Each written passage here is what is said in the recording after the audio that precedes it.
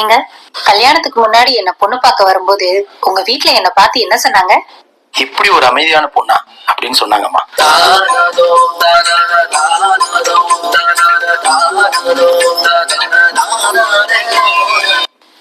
கல்யாணம் ஆகி இத்தனை வருஷத்துக்கு அப்புறம் இப்ப என்ன பார்த்து உங்க வீட்ல என்ன சொல்றாங்க? இப்ப அமைதி மட்டும் போயிருச்சுமா. ஏங்க, புரியுற மாதிரி சொல்லுங்க. ஒரு தடவை சொல்லி பாரு.